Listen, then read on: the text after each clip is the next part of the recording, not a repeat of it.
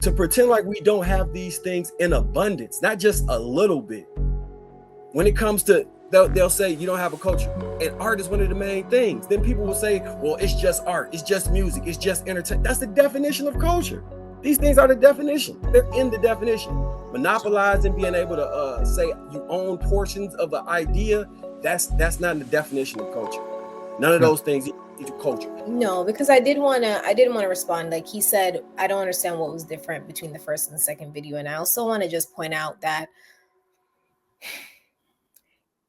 there's 2 million people in Jamaica. The Rastafarian culture is 10% of the entire country. That's 200,000 people, right? There's 41 million Black Americans.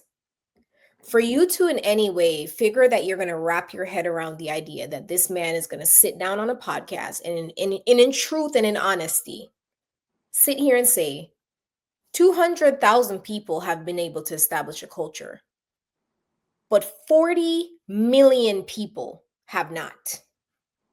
Also, the hippies who are, how long were the hippies hot? For like a decade? So just, you know what I'm saying? In just like 7 years, just random white people running around in the fields were able to establish a culture. But over 350 years, Black people were unable to do that. That is a peak level anti-Blackness and tokenizing that we have to be able to acknowledge. And the fact that that does not stand out to you as something that is so disrespectful, even for like for me, listening just as a Black person who's proud of Blackness, but has moved to this country and have ingrained myself and fallen in love with Black American people and have gotten a reverence for the plight that has happened here on this land.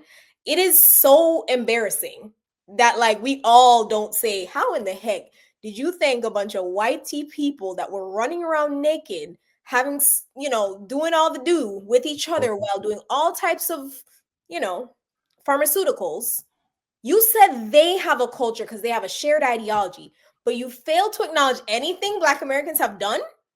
Hey, Pretty, not to mention that a lot of the hippie ideology was birthed out of the civil rights movement. Shan? I can tell that this for whatever reason, and maybe again it's just me. I like how you framed it pretty intellectual from the standpoint you're comparing. You said 2 million compared to 200,000. Fair point.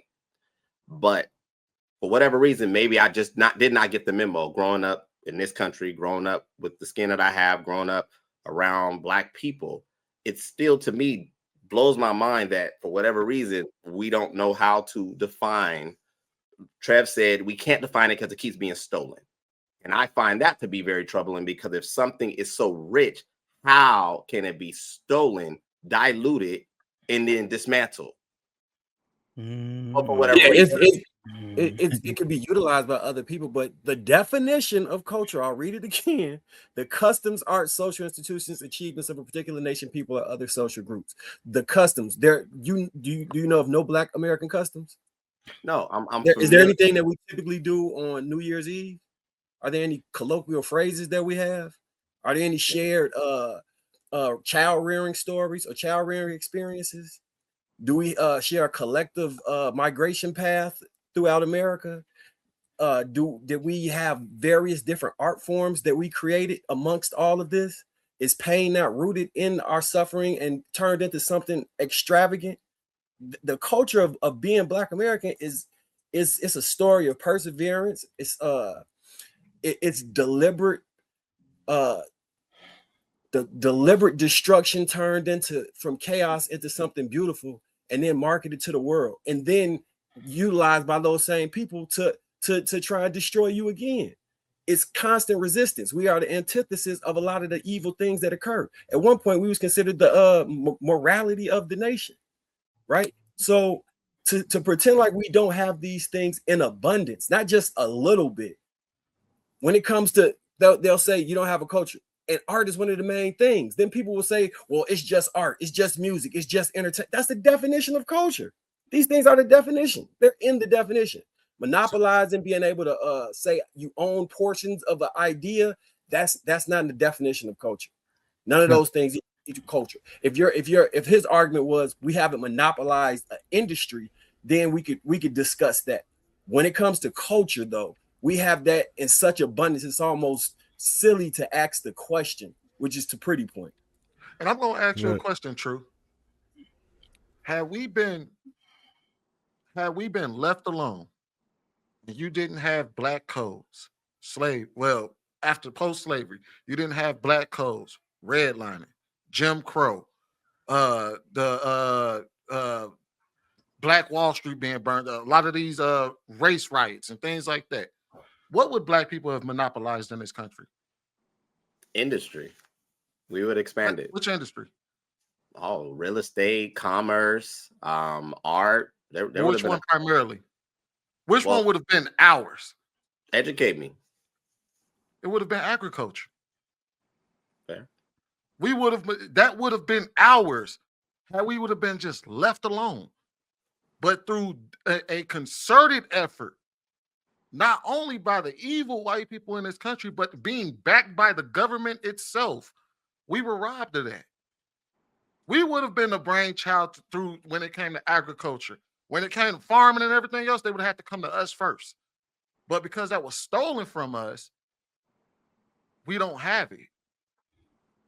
So most of the time, when it comes to us, we rely on our music. We rely on how we speak to one another. We rely on how we communicate. We rely on our everything that M. White said.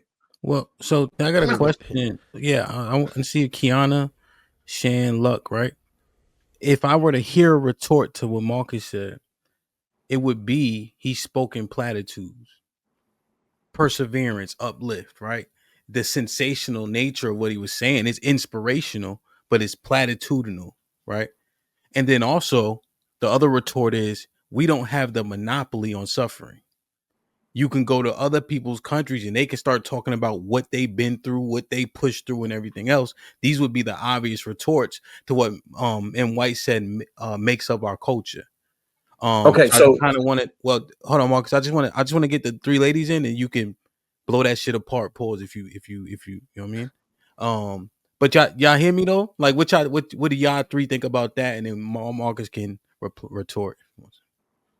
I think our Black essence, as we were slaves, our physical and our essence was used then. Now it's more so that our essence is the commodity. So someone speaking prior to this was saying that what do we commodify? But if you can see us internationally all over the world and have certain markers, key markers that are identifiers for us, to us, then I could say, then yeah, we have a monopoly on something. It's just not tangible as the same way that maybe a specific resource would be. It's our essence. It can be copied, it can be mocked, it can be whatever people choose to make it into, but it has to be something for them to grasp it and use it. Okay. So I understand what you're saying. I would put it in the platitude bucket if I were to retort kind of like similarly, and I just want to hear, because I know that's what the instant refutation would be to that. But you could look at like ikigai, a Japanese concept of how to live your life, right? When you hear ikigai, you think, okay, and you know what it is. You go, okay, this is Japanese. This is based as a huge part of Japanese culture. It's not as tangible. It's a way of life. So regardless of it being a platitude, not only is it a way of living in an artistic and functional manner, but it's obviously a part of their culture. So why wouldn't that apply to our essence as well, being seen as culture that's spread and also commodified? Okay, I understand. I got to reply, but I just want to get Shan because she's been chilling, and Luck too. Shan, what you think? You want me? I was trying to speak after both spoke, so it's kind of transformed into something totally different. That's my fault, Sweeney. It's okay. But I wanted to, and I'm sorry if I get a little bit off, but I just wanted to, I'm a little older than everybody else. And when I think of culture, and I don't know if this was just Alabama culture, Black culture, or what, but when I thought of culture, I think of like 90s culture. Anybody here grew up in the 90s? We were alive.